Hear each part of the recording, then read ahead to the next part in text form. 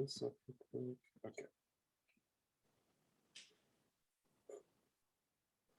Episode 57 is upon us, and we are underway for this latest installment of Hoops Across the Mountain State.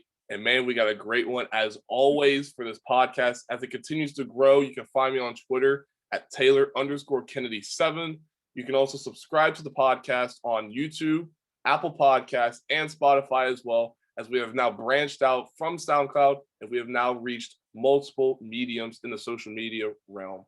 And without further ado, let's introduce our guest for this latest installment of Hoops Across the Mountain State. This is our second discussion. Yes, the second discussion, as I am trying to expand with this podcast, as now we are in season 2 of this podcast.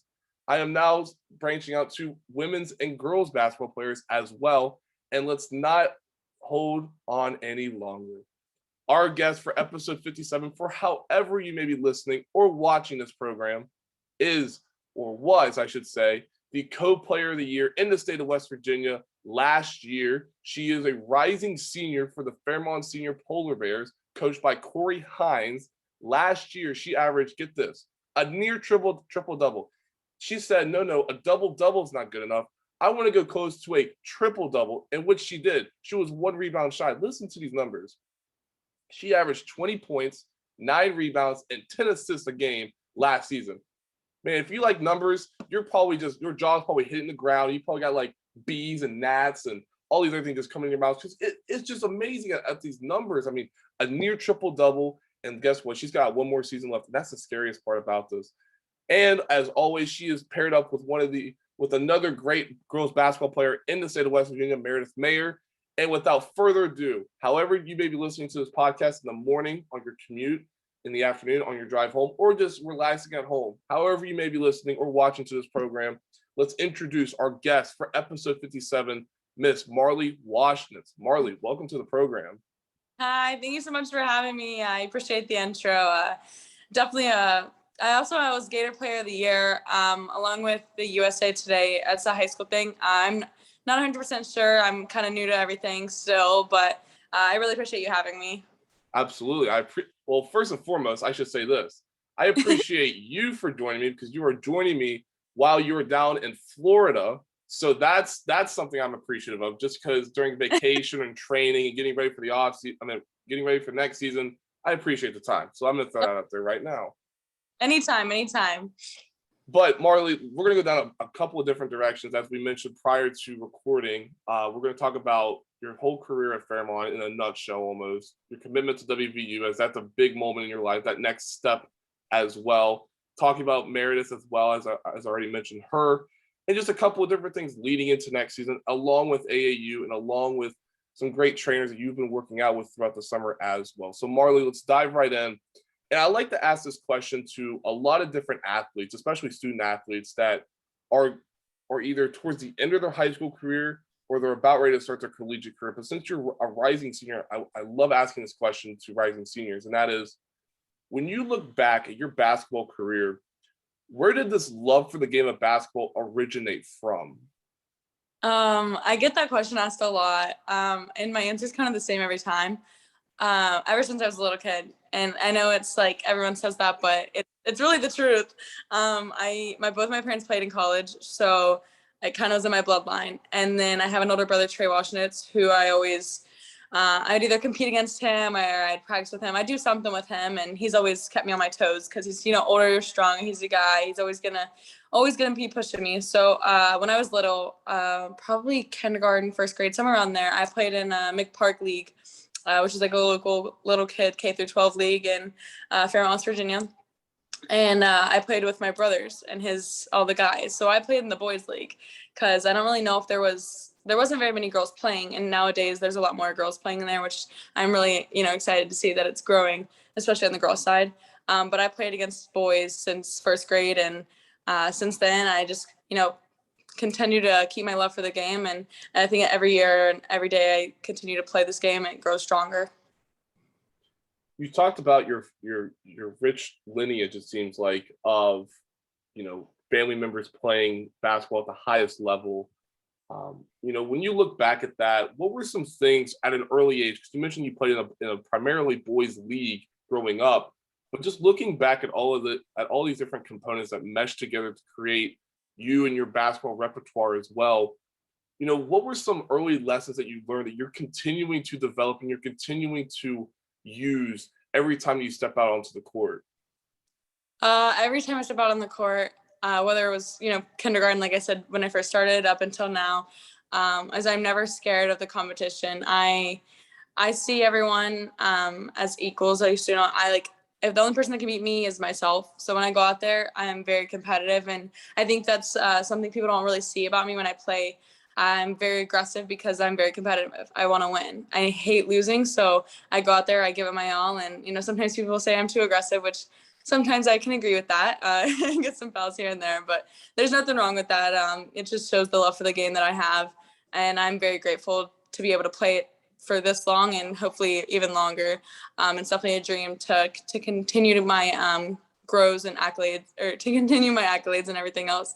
But like you said, when I get on the court, I'm just a competitor and I'm aggressive.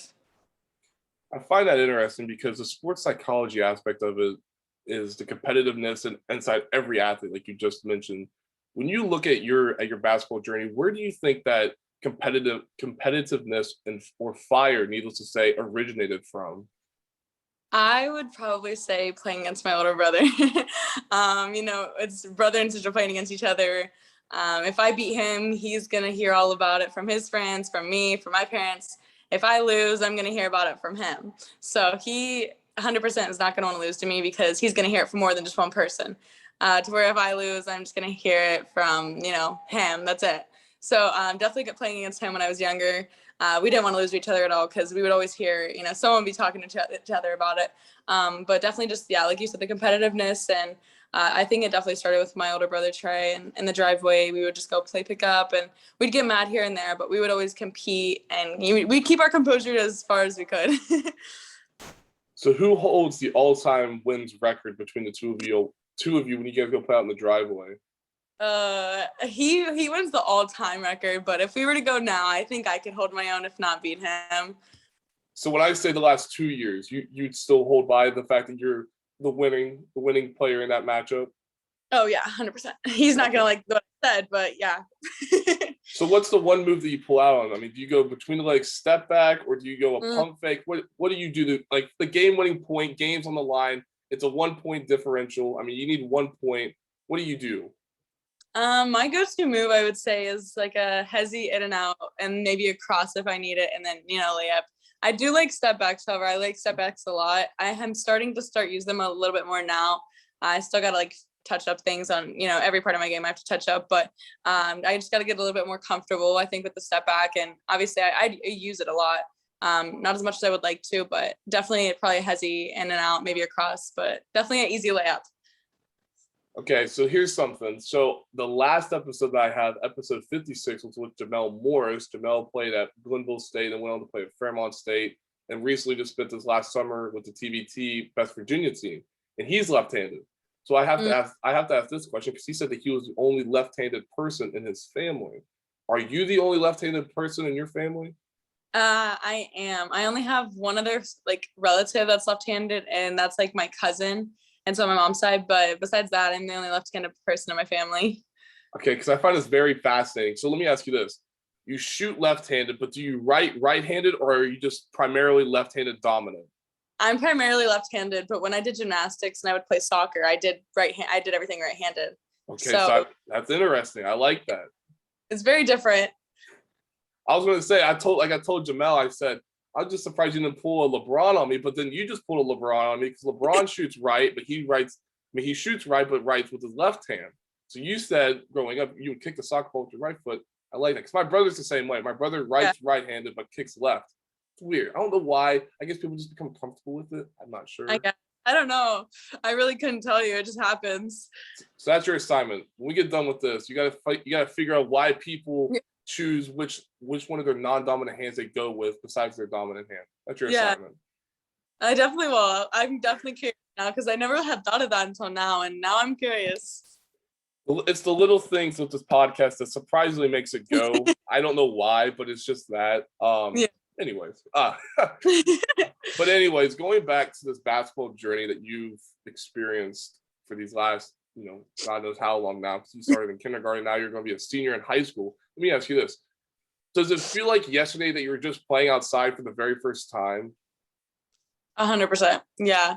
I feel like I was up on my house, up on the hill, playing against my older brother, my little brother, my mom, my dad, like all of us just hanging outside, playing each other on that.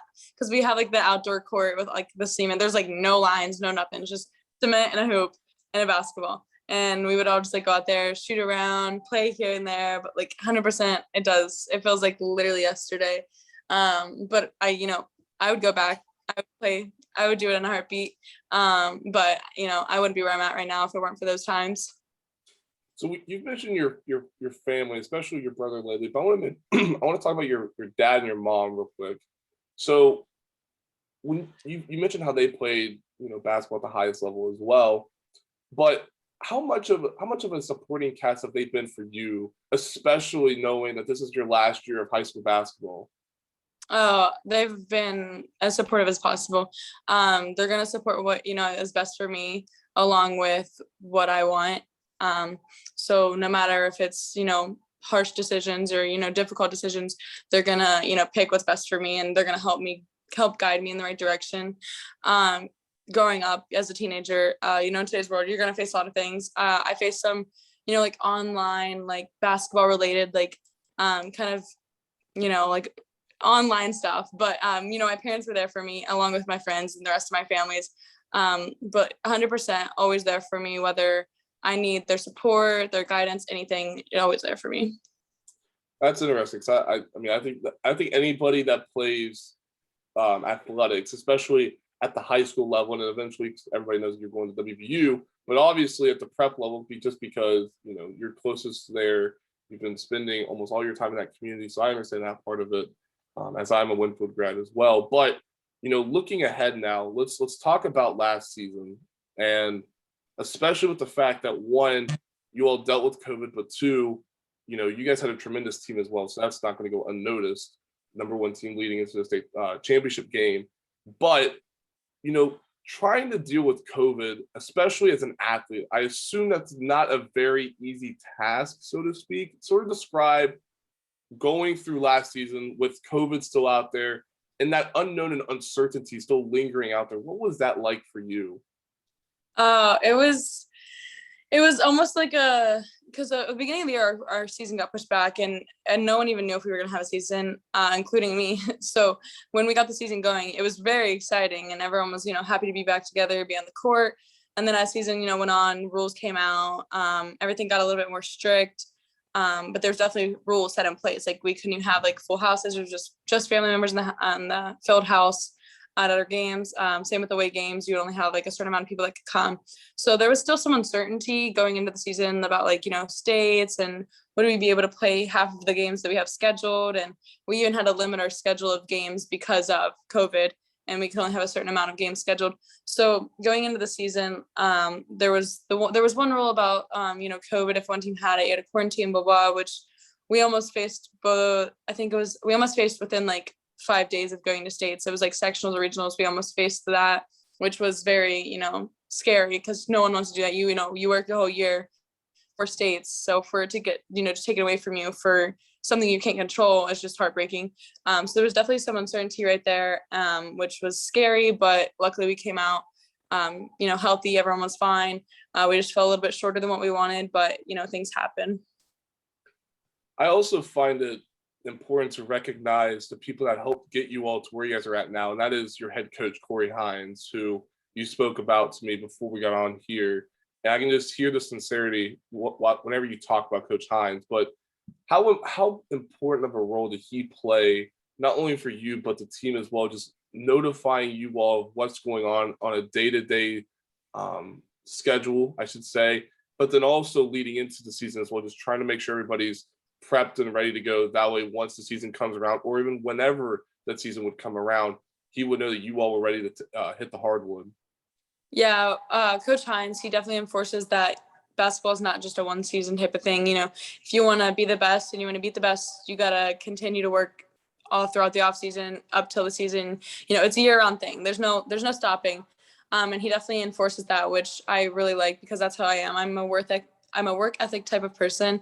And when he kind of, enforces it on the other teammates, it definitely gives me some confidence because obviously everyone's going to respect what he has to say and they're going to value his opinion. So when he says stuff like that, it, motivates us and as a team for the season, along with, him just being a awesome coach on and off the court.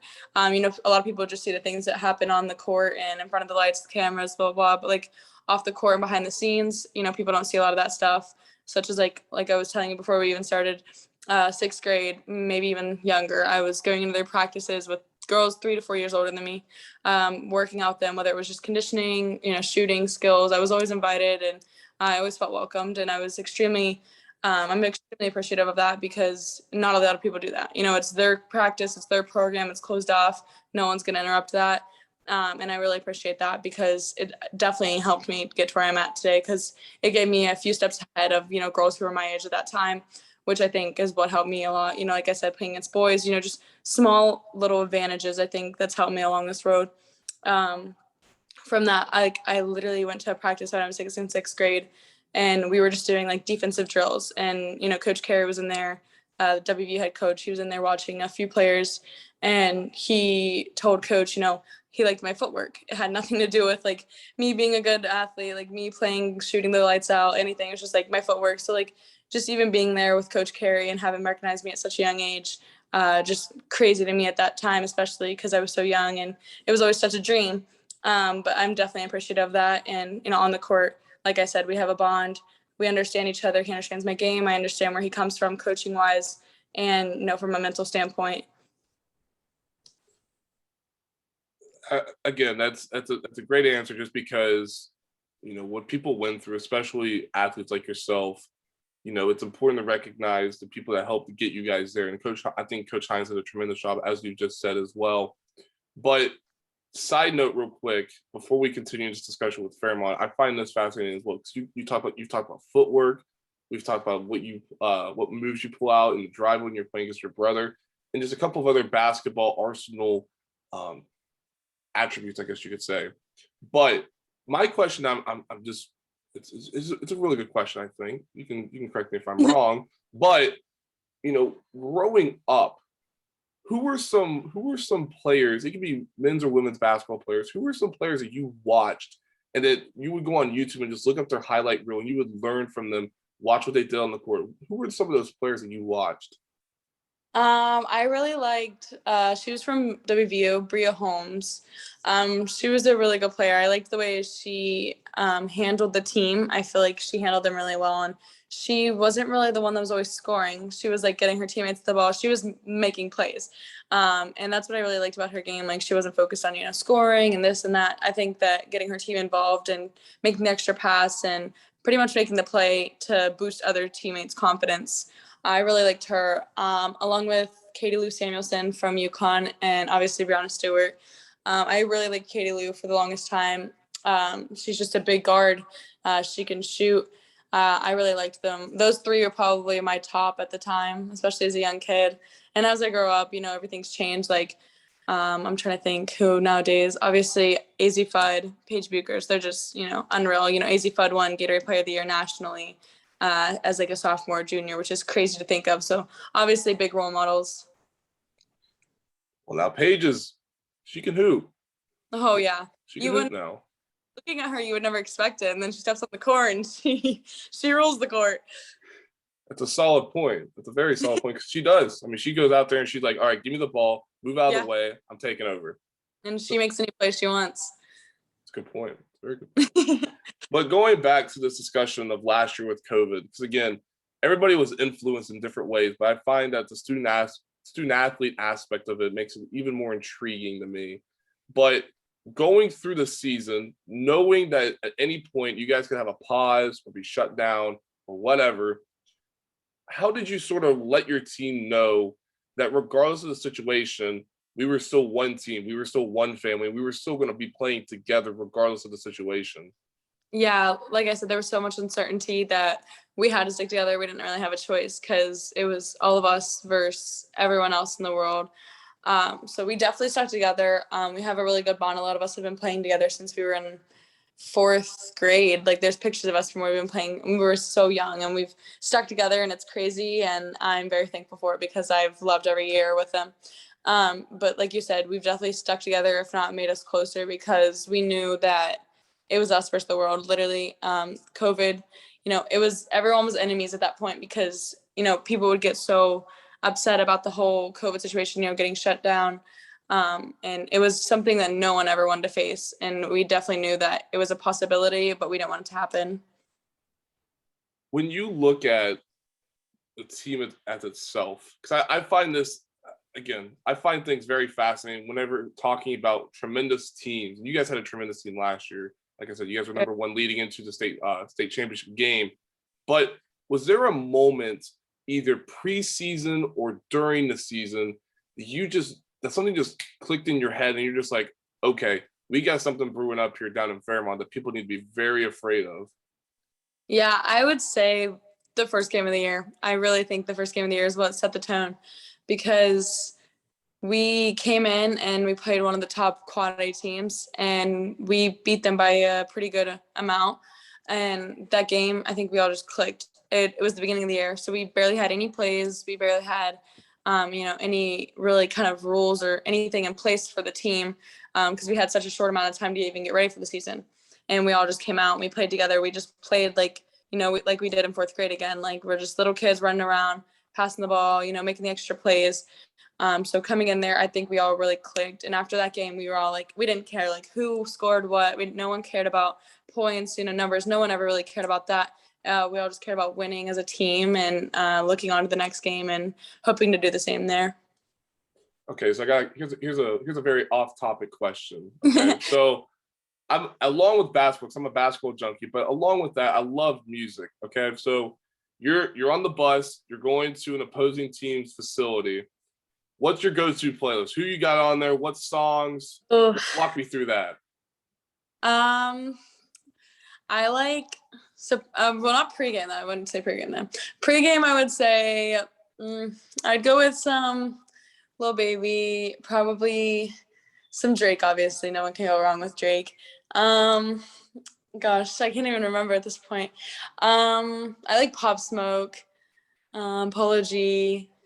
I don't really have like artists that I like pregame wise. It's just like a bunch of like songs that I just like, rap songs that you hear and you're like, oh, I like that, so I add it to the playlist. Like it's just a bunch of random songs from a bunch of different artists, but they get the job done.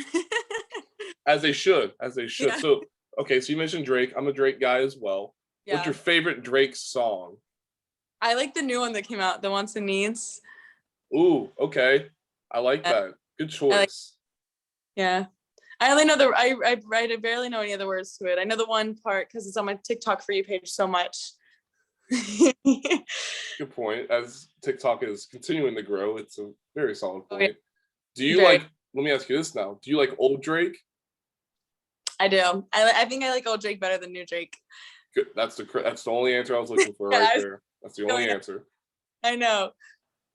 So then, okay. So again, I'm a music guy as well. You mentioned Drake. I love Drake, but what song or what album, I should say, do you like the Nothing? No, what was it? I don't remember. What's your favorite old Drake song, I should say? It's like, I forget what it's called. It's like the Kiki Do You Love Me one. Oh, I know what you're talking about. It's I know what you're talking about.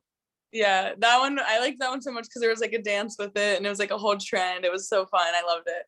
Now, did you do the dance? I mean, of course, that's a question that a reporter has to ask. I mean, did you do the dance? I did it every day. It was almost like muscle memory.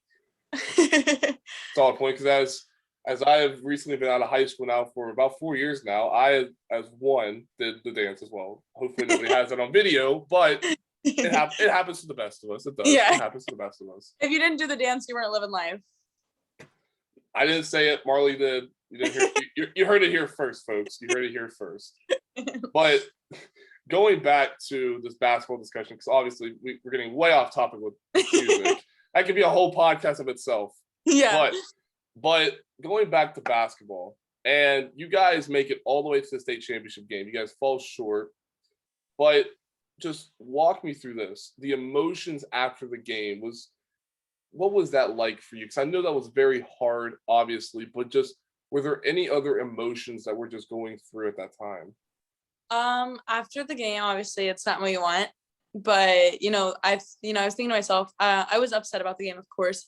I think anyone really would be, but I found myself less upset this junior year than I was sophomore year when we lost. And I think it was because I know that there's more to life. There's more to life than just state championships. Obviously, everyone wants to win. I 100% would win 4 in a row if I could, but I think there's more to life. Everyone kind of bases their high school career around state championships, which I 100% do as well. That's always the goal every year for high school. So I understand that 100%. But, I was thinking to myself, it's like, I have so much basketball ahead of me. I have, WVU, I have AAU, I have all kinds of workouts with, a bunch of great people, like we were talking about earlier. But I was just kind of after the state tournament, I was like, I have a lot more than just this to dwell about. Obviously, got back in the gym the next day. You didn't finish how you wanted, so it's gonna just motivate you more. But definitely more to life because you can't just dwell on one thing and kind of ruin the whole day. And obviously for my teammate Mare, it was upsetting because she transferred and that was the goal. That's what we wanted for her. We wanted to win it, especially me. I wanted to win it for her because she became my best friend within a few days, and she transferred for one goal. We fell short, and I know it wasn't easy for her. There was definitely some backlash from her transferring, and you can't control that. But definitely not how you want to end. But it's everything happens for a reason. I stand by that. I think that is the most influential answer. And what I mean, just hold on, because this is something that you don't hear often, and here's why. Because you hit it from both angles in a very professional way, quite frankly, and that is athletes, especially student athletes at the high school level, revolve their season around championships. And as I did in high school, playing 3 years of high school basketball, I did the same thing. But then you realize, very, very, again, very professional, you understood the fact that there's more to life than that. And that was very early on in that statement. So one, I condemn you for that just because at an age as a junior, trust me, myself as a junior, I didn't play my junior year, but even as a senior, I wasn't even thinking about that. I'm just like, well, we fell short. We fell short. That's simple as that. But then you're out here making me seem like I'm a fool because you're just like, oh, more than life. I'm just like the professional answer. I wish I would have thought of that. And I'm not meaning that in a bad way. I'm just simply saying that just like, I wish at that age I would have realized that as well. So again, yeah, you're teaching me more than I'm trying to teach you, or whoever's trying to teach you, quite frankly. Yeah. You got some very helpful people. So thank you. No, I appreciate it. But yeah, so okay, so let's talk a little bit about next year, then we'll talk about AAU and WVU. So going into this off season, we're in the off season now. Needless to say, you're a few weeks away from starting your senior year, as am I at WVU. But looking ahead into the winter phase of this calendar year, especially with basketball season right around the corner as well, what are some things that you've been honing in on going into this fourth and final season with the Lady Polar Bears? I'm excited. It's the last go around with all the girls I've been playing with since 4th grade, and a great addition, Meredith. So I have all my best friends that I've been playing with since 4th grade, along with my new best friend that is pretty much inseparable with me. We work out all the time together, whether it's just strength conditioning, whether it's shooting. If I'm working out somewhere, she's right there with me, and I'm appreciative for that. But like I said, I'm very excited to, hopefully finish out with a bang. I think that's what everyone wants their senior year. And I'm very confident in me, my teammates, and our team overall with this whole last year. I'm just very excited, and I couldn't be more thankful to have the last 4 years at Fairmont Senior with, the best teammates and coaches. Let's talk about Meredith just briefly. So Meredith transfers in. You guys pretty much click like that. You guys are best friends. You guys are workout partners. You guys are just irreplaceable at that point, and just inseparable as well. That's what I was thinking of. But anyways, so you guys have developed this relationship over a year, and I find this fascinating just because, sometimes when somebody's coming late, in as a transfer, especially, towards your junior and senior year, it may be testing the water, so to speak, but it just seems like with you all, it was a completely different scenario. Why was that? Why was it easy? Why was it easy just to welcome her in with open arms? Was it easy for you? It was not, I didn't even hesitate. Something surprising that most people don't know about me and Mara is we used to do gymnastics together when we were 8. So we were friends back then. We separated when we both stopped doing gymnastics. We both went into basketball. But when she transferred, I couldn't have been happier. We both had the same goals and we both had the same passion for the game. So, we both want to go in college and play, not only play, but we want to, eventually become starters and, make big impacts on the programs we go and play at. So we both having the same passions and goals, I think it definitely set us up for success and, becoming the close friends we are because we both want to go get better every day. We're very competitive. So if we go to the gym, we play against each other, there's no taking it easy on each other. So, just having the same goals and passions is 100%, I think, why it was so easy. So here's one for you. So looking at the two of you, what you guys have accomplished in 1 year, and then incorporating the rest of the team now, where do you think this team needs to make that next big step to get that elusive state championship? I think I think everyone's attention being on me and Mare opens it 100% up for the rest of the teammates. And when it opens up for them, I think they 100%, do what they need to do. There's probably double teams. I think there's been double teams on me and Mare both this past year, if not box and ones, which opens it up 100% for the other girls. And, we're confident that they're going to hit those shots and we're confident they're going to do what they need to do because they've been playing this game for as long as we have. They're working out, we trust them in their game. And by them being there, it's very confident. It's very relieving for the fact that, that it's not just me and Mare. And I think it opens up a lot of other teammates, or not teammates. It opens up a lot of other teams' eyes for the fact that it's just not Marley and Meredith. It's, it's a whole team. It's not just 2 people. It's not just 1 girl on the team. It's 5 to 7 girls. And I think that's scary for a lot of other teams. I think that's why people are so hesitant, is because we have a lot more weapons than just 1 or 2. Okay, so you mentioned this earlier, and we've mentioned the team aspect of the game of basketball, especially in West Virginia. But are you a fan of the 4A system? I am. It's new, so I guess this is like the whole first year of it and stuff. I'm a fan of it, but I'm not sure. I'm not 100%. That's okay. I'm not either, quite frankly. Like I've never really thought about it, but now that I'm thinking about it, it's like I'm 50-50. Like I don't like it. It doesn't feel different, but it does. I don't know. I feel like there's less teams in my class, which it's, it is what it is. There's nothing I can control, but I don't know. I'm not 100% on it. I mean, neither am I. I just thought that since you've played in it, I've sort of analyzed it. Not as well, but since somebody has played in it, I thought, okay, we'll ask. So I do like what Kentucky does, though. Kentucky has like 1 state championship, so like everyone plays everyone and they win. So I like that a lot, actually, because it shows who's the best of the best and playing everyone. And it's I would definitely enjoy that, though, because it's just competition. So what you're saying is you would be a strong advocate for a NCAA like Field of 64. Is that what I'm hearing? Yes. Again, you heard it here, folks. You heard it here first on episode 57 of Hoops Across the Mountain. I mean, it's like breaking news left and right. Yeah. I mean, what's next? Come on. We can take it. Of course. But, so we put a wrap on that, but let's open up this new topic of discussion, and that's WVU. You committed to WVU last year, August 5th, 2020, and walk me through that. Why WVU? Like I've been recruited by multiple different schools, but I don't think anyone showed the support like WVU did. I did, and I still continue to this day to get mail after mail after mail after mail from them. Just a bunch of like edits and posters and like little puzzles and stuff. But the continuous support they showed me was something that definitely helped me make my decision. The coaching staff, I couldn't ask for a better one. from Bet Shelby, Coach Carey, Mike Carey, there's all of them, even the new coach.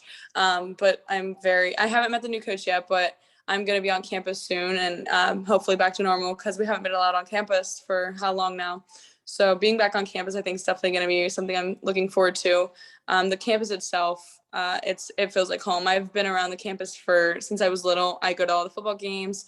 I try to make it every basketball, girls or boys game I could. Just growing up around the campus and around that whole program, it was almost just like, as a kid, it was always your dream. You want to play for your hometown. You want your whole family to be able to come to watch your games, and the support from them and the whole program. It's just insane. Along with like the whole system of my Coach Carey's program, it's something that fits my style of play, which obviously is always helpful. But pretty much just the coaching staff and the connection that I have with all of them was something that it really helped me make my decision because they're going to be my mom and dad for the next 4 or 5 years for however long I'm there. So just making sure that I had the right coaching staff along with, an environment that makes me feel at home. What about Coach Carey just seemed too real to just understand, if that makes sense? Obviously you mentioned the playing style of him. People have known Coach Carey now for just a very humble individual, but then on the court, it's just again, like we mentioned earlier with you, that competitive fire is unleashed. Just what about Coach Carey attracted you to WVU? Growing up, I've always been pushed to my limits, and I know Coach Carey will 100%. Like everyone sees him on the court and how he coaches, and some people see that as something, scary. They're hesitant to deal with. But I see that as something that's going to push me because I know he's not going to let me slip up without letting me know about it. And that's something I need. I need, structure. I need to make sure that, I'm doing what I need to do and I'm told what I'm doing and what I'm doing wrong. Some people don't want to hear that, but he's going to let me know if I'm doing something wrong, whether it's, during workouts or during the game. I like that. I need that. It's going to motivate me, and I respect and value his opinion. So when he tells me something, I'm going to do what he says. But off the court, he's a teddy bear. I don't know if very many people see that, but off the court, he's a teddy bear. I sat in his office one time when I was on a visit, I think until maybe 2 a.m., just listening to him tell stories. So like, he's very and no one even knew the time. We were just sitting there hanging out, but he's just very, like you said, he was very humble. But off the court, he's just, off the court and on the court is exactly what I want in a coach. So whenever I had Caitlin Ammons back on my podcast on episode 52, I believe, I got my numbers all mixed up. But anyways, she talked about her first visit, and her first visit entailed watching a WVU football game with her DePaul teammates. Walk me through this then, because I just mentioned her and her teammates. When you first met the WVU women's team, what was that like for you? I was obviously nervous at first. I was a little shy because it was just me and a bunch of girls that I didn't really know. So I was a little shy, but I opened up within 10 minutes. So I watched the practice because I took an official, or not, maybe not official. I took an unofficial last year, and it was during a football game at WVU, blah, blah, blah. But I watched their practice, and there were some other girls there that were on their officials. And I was just watching their practice, and then all the girls showered. They showed us all the facilities. And then we had a tailgate. But the teammates made me feel very welcomed because I was shy. I think they understood that, and they knew where we were coming from. And they opened their arms along with the coaches. They had food, catering, everything you could imagine for us. And them just opening up their arms and making me feel welcomed was something that really it was special to me, because it's hard for me to open up if I'm a little shy to you because I'm hesitant. I don't like to make a bad impression. So it was nice having them, making sure that, we felt comfortable and making sure they knew that we felt comfortable. Well, you're doing a good job. So you're doing a good job today. So you're fine. You're fine with that. But so I want to do this. So whenever I say West Virginia University, what word or words immediately come to mind? Oof. Anytime I hear the words West Virginia University, I just think of the blue and yellow logo. But I don't know, just kind of like home. It just, honestly, just the word home, because it literally, I've been growing up around it. It's my home. It's where I've been. I go there almost every year for every football game, every boys basketball game, every girls basketball game. I've always been around there and the programs and the culture. So it's definitely, I would just say home. Awesome. Well, like I mentioned earlier, you're heading into your final season. You've been playing AAU almost all summer, it seems like. But what has this year been like for you with AAU? Since last year was okay, say what you want about last year, but it was still weird, I guess you could say. But now with some things sort of coming back, things opening back up, whatever you want to say with that. How's AAU been for you this year? Like you said, last year's AAU, there was no coaches at all. No coaches could come on. I think they could watch live streams maybe. I'm not 100% on that, but I'm pretty sure last year they could watch live streams. But me, I committed, I think it was right after AAU might have been over. But it was honestly probably the best decision I made. Because going into my last AAU season, I just got to lay back and I got to chill. But I didn't lay back too much because I obviously still want to win, with UAA nationals and stuff like that. I wanted to compete. I'm a competitor. Like I said, I don't want to lose, but I think me committing really early was really helpful. But coming into this last year of AAU compared to last year's, 100% different. The coaches being able to come back and watch the games was very encouraging, I think, for other girls on my team, because some girls are still looking for the offers or scholarships that they haven't gotten, and I think seeing the coaches there was making them feel a little bit more confident and comfortable, knowing that they still have opportunities, because last year it was almost like I wouldn't say a waste, but it was just different. It wasn't the same at all. And the transfer portal, I think, really it didn't help, especially with girls in my class. 2021 to 2022, I think it really hurt them. So I think just seeing the coaches there and making it feel a little bit more normal was something that felt special. And I'll end on this note, and that is you've had two tremendous assets in your basketball journey, especially now that you're going into your senior year, and then obviously going to college, and that is Brandon Dean and Mike Barwis. What have those two meant for you during this whole basketball journey dating back to kindergarten? They have helped me more than I can say. I've always had my parents there to help me work out and shoot. I've always had, Sham God, Wes Brown. I've had so many people help me with my, workouts, like Carl Watkins, whether it's strength conditioning or just shooting. I've had so many people help me, and I've always been so appreciative for everyone. And meeting Brandon and Barwis, I think, just definitely changed my game. I've always kind of had the fundamentals of basketball, and I've definitely always had the perfect trainers and the right trainers to help me. But I think once I met Brandon and Barwis, it stepped me up a few levels, because I'm stepping into a stage with girls who are going to be playing against, who are going to be 4, 3, 5 years older than me. And they're going to be a lot stronger, and they've been playing in college for multiple years. So they know how it goes. They know how it works. I'm brand new to the system, and I would say it's definitely a lot different than high school. I know people going into high school say high school ball is definitely different from middle school, but I think going from high school to college is 100% different. Maybe I'm wrong, but I have that feeling. But I know I'll be in good hands when I get there with Coach Carey, obviously, of course. But I think Brandon and Barwis have helped me, like I said, I couldn't even begin to explain.